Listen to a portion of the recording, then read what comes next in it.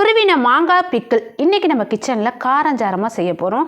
இந்த மாதிரி டேஸ்ட்டாக நீங்களும் செஞ்சு வச்சுக்கோங்க. உங்களுக்கு ரொம்ப ரொம்ப யூஸ்ஃபுல்லாக இருக்கும். லேட் பண்ணிடாதீங்க, மாங்காய் சீசன் முடிய போகுது. இது செய்கிறதுக்கு புளிப்பு இல்லாத ஒட்டு மாங்காய் எடுத்திருக்கேன். அதாவது மேலே தோலோடு நான் துருவி எடுத்துக்கிறேன்.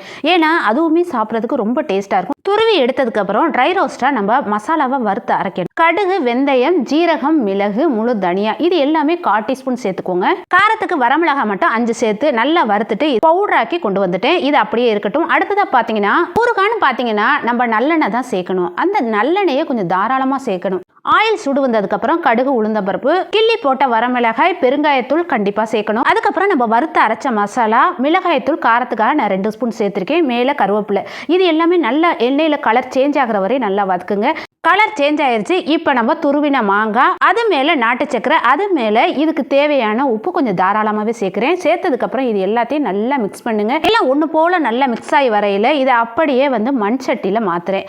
இந்த பிக்கில் அப்படியே மண் சட்டியில் 2 நாளைக்கு அப்படியே விட்டுருங்க. 2 நாள் கழித்து எடுத்து சாப்பிட்டு பாருங்க.